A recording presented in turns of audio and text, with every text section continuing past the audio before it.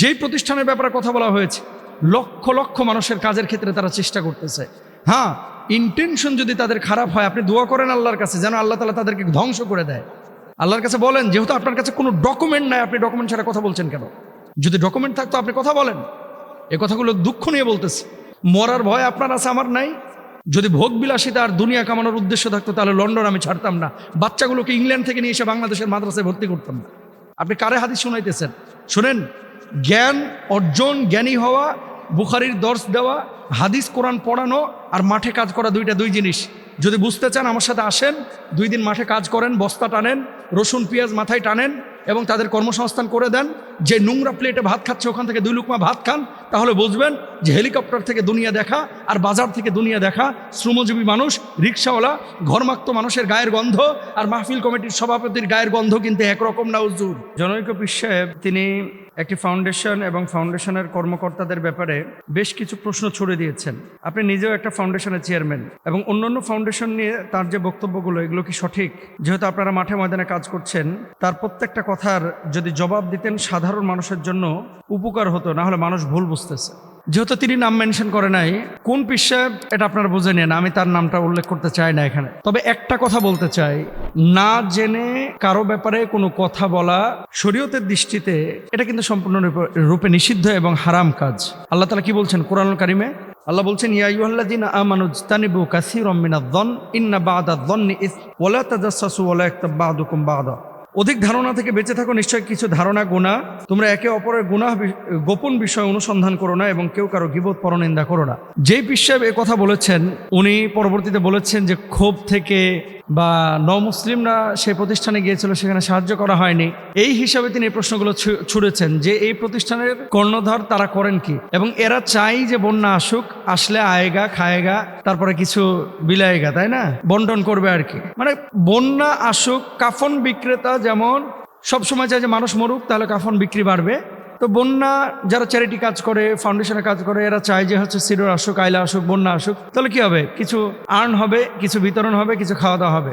এই কথাটা যদি তিনি বুঝে শুনে ইন্টেনশন এভাবে নিয়ে বলে থাকেন, তাহলে পরিপূর্ণভাবে না জেনে তিনি অপবাদ দিয়েছেন, কারণ তিনি চ্যারিটি ওয়ার্কারদের অন্তরের খবর জানেন না। আমি ওনাকে বলতে চাই, যিনি এ কথা বলেছেন, আকাশে যখন হেলিকপ্টারে ওড়েন, কালো চশমা থেকে দুনিয়া দেখা, চকবাজার, গুলিস্তান, ইসলামপুরের এই যে শ্রমজীবী মানুষ যাদের গাটা ঘামে ভিজে থাকে, এদের চোখ দিয়ে দুনিয়া দেখা, দুইটা কিন্তু 2 জিনিস। আপনি মাঠে নামেন তাহলে বুঝবেন দুনিয়াটা কত কঠিন। দুনিয়াটা কত কঠিন মাঠে নামেন, তারপরে বুঝবেন। এই যে মোবাইলটা, আপনারা যদি কেউ আসেন সামনে আমার কাছে দেখতে পারেন, গত 2 দিনে প্রায় 900 ফর্ম আসছে আমার কাছে শুধু কর্মসংস্থানের জন্য। এই যে একটু আগে একটা মানুষ এসে কাঁদতেছিল, আপনারা নিজেরাও দেখেছেন।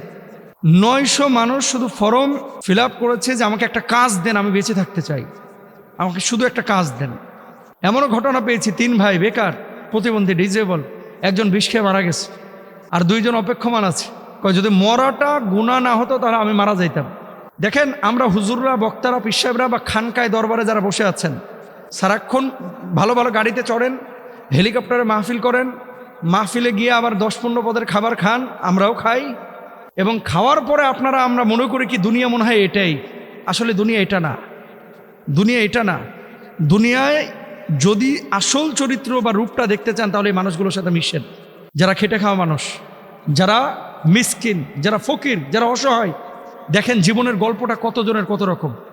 আমি তো লন্ডন থেকে এসে প্রায় 36-37টা গল্প সোশ্যাল মাধ্যমে আপনাদের সামনে উন্মুক্ত করেছি, যে দেখেন এই মানুষগুলোকে কাজ তৈরি করে দিয়েছে। কালকে কাঁচা সবজি বিক্রি করেছে ভ্যানে, যে লোকটাকে গত সপ্তাহে কর্মসংস্থানের ব্যবস্থা করা হয়েছে, কালকে সে 800 টাকা লাভ করেছে। এই যে মানুষগুলো একসময় শূন্য ছিল, কিচ্ছু ছিল না, আজকে সে একটা কাজ করতেছে, কোনো না কোনোভাবে আল্লাহ তাআলা তার ব্যবস্থা করে দিয়েছেন। এই কাজগুলোকে আপনারা কেন অ্যাপ্রিসিয়েট করেন না? এদেশের মানুষ কেন পেছন থেকে খামচে ধরে, কেন টেনে ধরে? আমি হুজুরকে বলবো যে দেখেন, আপনাকে আমরা সম্মান করি, শ্রদ্ধা করি, ভালোবাসি, কিন্তু আপনি যখন সত্তাগতভাবে কাউকে হিংসা করবেন, আপনি যখন কারো কাজ নিয়ে যখন প্রশ্ন তুলবেন, আপনি বলেছেন যে এদের হিসাব নেওয়া উচিত, যে এরা এত টাকা মানে কি করে, অডিট করা উচিত। আপনার হয়তো বা জানা নাই, আমরা যখন ফাউন্ডেশনের পারমিশনগুলো নিয়েছি, মেমোরেন্ডামে কমিটি করে সরকারের সমস্ত শর্ত শারায়েতগুলো পূরণ করার পরে, গভর্নমেন্টে আবেদন করার পরে, তদন্তের পরে কিন্তু ফাউন্ডেশনের অনুমোদন হয়। আপনার হয়তো বা জানা নাই যে ফাউন্ডেশনের প্রত্যেকটা পয়সার অডিট হয় এবং সরকার থেকে এগুলো তদন্ত করে, কিন্তু দরবারের অডিট কিন্তু হয় না। আমরা সরকারের কাছে বলবো প্রত্যেকটা খানকার এবং দরবারের টাকাগুলো কোথায় যায় এগুলো ফাউন্ডেশনের মতো অডিট করেন। এগুলো দরকার আছে। কেন বারবার শুধু দেখবেন এই দেশে যারাই মানুষের জন্য কাজ করে এরাই পরবর্তীতে হামলা মামলার সবচেয়ে বেশি মুখোমুখি হয়। আর তারা ইন্টেনসিভ কেয়ার ইউনিটের মধ্যে থাকে। তারা কারা? যারা গোলালু মার্খা। এরা কোনো সংঘাতের মধ্যে নাই, এরা কোনো সংগ্রামের মধ্যে নাই। এরা নিজে খাচ্ছে, দাচ্ছে, ঘুমোচ্ছে, দুনিয়াটাকে আপনার ব্যবহার করছে। তারপরে এক সময় এরা আবার প্রশ্ন তুলতেছে যারা কাজ করতেছে। যেই প্রতিষ্ঠানের ব্যাপারে কথা বলা হয়েছে, লক্ষ লক্ষ মানুষের কাজের ক্ষেত্রে তারা চেষ্টা করতেছে। হ্যাঁ, ইন্টেনশন যদি তাদের খারাপ হয়, আপনি দোয়া করেন আল্লাহর কাছে যেন আল্লাহ তাআলা তাদেরকে ধ্বংস করে দেয়। আল্লাহর কাছে বলেন, যেহেতু আপনার কাছে কোনো ডকুমেন্ট নাই, আপনি ডকুমেন্ট ছাড়া কথা বলছেন কেন? যদি ডকুমেন্ট থাকতো আপনি কথা বলেন। এ কথাগুলো দুঃখ নিয়ে বলতেছে। আর আমি নিজে মুস্তাফিজ রহমানী, লন্ডন যাওয়ার আগে আমার গাড়ি ছিল, এখন আমার গাড়ি নাই, আমি রিক্সায় চলতেছি। আগে নিজেকে নিয়ে ভাবতাম, এখন আমি ভাবি হচ্ছে মানুষকে নিয়ে। আগে 2টা পয়সা হাতে আসলে চিন্তা করতাম যে কোথায় জমি কিনবো, কোথায় ফ্ল্যাট করব। আর এখন 2টা পয়সা হাতে আসলে আমি চিন্তা করি যে 2জন মানুষের কিভাবে আমি কর্মসংস্থান তৈরি করতে পারি। মরার ভয় আপনার আছে, আমার নাই। যদি ভোগ বিলাসিতা আর দুনিয়া কামানোর উদ্দেশ্য থাকতো তাহলে লন্ডন আমি ছাড়তাম না, বাচ্চাগুলোকে ইংল্যান্ড থেকে নিয়ে এসে বাংলাদেশের মাদ্রাসায় ভর্তি করতাম না। আপনি কারে হাদিস শোনাইতেছেন? শুনেন, জ্ঞান অর্জন, জ্ঞানী হওয়া, বুখারীর দর্শ দেওয়া, হাদিস কোরআন পড়ানো আর মাঠে কাজ করা দুই জিনিস।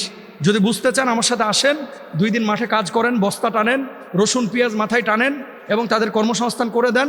যে নোংরা প্লেটে ভাত খাচ্ছে ওখান থেকে 2 লুকমা ভাত খান, তাহলে বুঝবেন যে হেলিকপ্টার থেকে দুনিয়া দেখা আর বাজার থেকে দুনিয়া দেখা। শ্রমজীবী মানুষ, রিক্সাওয়ালা, ঘরমাক্ত মানুষের গায়ের গন্ধ আর মাহফিল কমিটির সভাপতির গায়ের গন্ধ কিন্তু একরকম না হুজুর, 2 গন্ধের পার্থক্য আছে। সুতরাং আপনি এত আক্রোশ করেন না। আমরা চাই যে বাংলাদেশে একটা পরিবর্তন হোক। একসময় মানুষ বলতো হুজুর মানেই তো মিলাদ পড়বে, হুজুর মানেই তো মসজিদে ইমামতি করবে, খতিবগিরি করবে, আর তো কোনো কাজ নাই। আর আজকে হুজুররা যখন বের হয়েছে তখন হুজুররাই খামচেয়ে ধরতেছে। হুজুররা যখন বের হয়েছে চ্যারিটি ওয়ার্কে, তারপরে মানুষের বিপদে আপদে দুর্যোগে হুজুররা যখন ছড়িয়ে পড়ছে, তখন কিন্তু আমাদের হুজুরাই তাদেরকে পিছন থেকে খামচেয়ে ধরতেছে। আমি বিনয়ের সাথে বলতে চাই, দেখেন আজকে সকাল থেকে দেখলাম আমার নামে তাদের পেজগুলোতে, একটা পেজ না ভাই, শত শত পেজে কি পরিমাণ যে প্রোপাগান্ডা ছড়াচ্ছে, কি পরিমাণ। আল্লাহু আকবার। আল্লাহ তাদেরকে বুঝ দান করুক, হেদায়েত দান করুক। আমি সেই পীর সাহেবের বিপক্ষে কথা বলতেছি না, আমি বলতে যাচ্ছি জাতীয়ভাবে যারা এদেশের মানুষের জন্য কাজ করতেছে তাদেরকে আপনারা সাপোর্ট করেন। নিজে না পারলেও অন্তত আরেকজনের বিরোধিতা করে পরিবেশটা নষ্ট করেন না। একটা ফাউন্ডেশন আপনি বন্ধ করে আপনার লাভটা কি বলেন? আপনার লাভটা কি? আর যাদের ব্যাপারে আপনি প্রশ্ন করতেছেন যে এরা চলে কিভাবে বা খায় কি, এদের ইনকাম সোর্স কি, সেটা আপনি ব্যক্তিগতভাবে জিজ্ঞেস করতে পারতেন। এভাবে ওপেন পাবলিকের সামনে বলে আপনি প্রশ্নবিদ্ধ করে এদেশের মানুষকে কনফিউশনের মধ্যে ফেলে একটা জাতীয় ক্ষতি করেছেন। হ্যাঁ, আমি সরকারের কাছে আমরা স্পষ্টভাবে বলতে চাই, কোনো ফাউন্ডেশনের ব্যাপারে যদি 1 পয়সা কেন 1টা টাকা হিসাব নিকাশে কোনো গরমিল হয় আপনারা বন্ধ করে দেন। আপনি নিজের দরবার খানকাতে যে পরিমাণ কালেকশন হয় সেখান থেকে কিন্তু শত শত মানুষের এরকম চ্যারিটি কাজ করা সহজ। আর চ্যারিটি বিষয়টা বুঝতে হলে আপনাকে কিন্তু একটু নিজেও পড়াশোনা করতে হবে যে ফাউন্ডেশনটা কি, চ্যারিটিটা কি, কিভাবে তারা মাঠে কাজ করে, কোথা থেকে পয়সা আসে এবং পয়সাগুলো কিভাবে স্প্রেড হয়, কিভাবে কোথায় খরচ হয়। তো আর কামড়াকামড়ি করেন না, আর ধাক্কাধাক্কি করেন না প্লিজ। এবার একটু স্থির হন। আমরা চাই সবাই মিলে কাঁধে কাঁধ মিলিয়ে এই দেশটাকে সুন্দর করতে। আর আপনারা অনেকে মনে করেন যে হুজুর এই বিষয় নিয়ে কথা বলার কি দরকার ছিল। আজীব ব্যাপার, আমাকে কেউ ব্যক্তিগতভাবে গালি দেখে আমি মন খারাপ করব না, আমার বাপ মাকে গালি দেখে আমি মন খারাপ করব না, কিন্তু আমার সত্তা নিয়ে টান দেবে, একটা আদর্শ নিয়ে টান দেবে, যেখানে আমার পুরো পিঠ ঠেকে আছে, দেয়াল মানে আপনার শেকল লেগে আছে যে এই দেশের জন্য, এই দেশের মানুষের জন্য কিছু একটা করা দরকার। সেই জায়গাটায় যখন আপনি আঘাত করবেন, অবশ্যই মানুষের কাছে যখন আপনি প্রোপাগান্ডা ছড়াবেন, মানুষকে ক্লিয়ার করা এটা আমাদের ইমানি দায়িত্ব, নৈতিক দায়িত্ব। সুতরাং সবশেষ কথা, কোনো ফাউন্ডেশনের ব্যাপারে যদি আপনাদের হিসাব নিকাশ জানার প্রয়োজন হয়, গভর্নমেন্টের তো অডিট হয়, সরকার তো এটা নিয়ন্ত্রণ করেই, তদন্ত করেই। আপনারা ব্যক্তিগতভাবে হিসাব একজন ফাউন্ডারকে, ফাউন্ডেশনের কর্ণধারকে চাইতে পারেন যে আপনি হিসাব দেন। এটা ওপেন চ্যালেঞ্জ থাকলো, হিসাব দেওয়ার জন্য আমাদের সৎ সাহস আছে। কিন্তু আপনারা আরেকটা চ্যালেঞ্জ গ্রহণ করেন, আপনাদের দরবারের হিসাবগুলো এভাবে ওপেন করেন। গত 1 বছরে কত টাকা ইনকাম হয়েছে, কোথায় কোথায় আপনারা খরচ করেছেন, ডেকগুলোর হিসাব আপনারা দেন। মাজারে যেই ডান বক্সগুলো আছে এগুলোর হিসাবগুলো আপনারা দেন। দেখেন আমরা এগুলো খোঁচাখুচি করতে চাই না, যেহেতু আপনারা বলেছেন এই জন্য আমরা বলতেছি। যে আপনারাও একটু হিসাবটা দেন, আর আমরা 0 পয়েন্টে ওপেন হিসাব দেবো ইনশাল্লাহ, কোনো সমস্যা নাই। আল্লাহ বুঝদান করুক।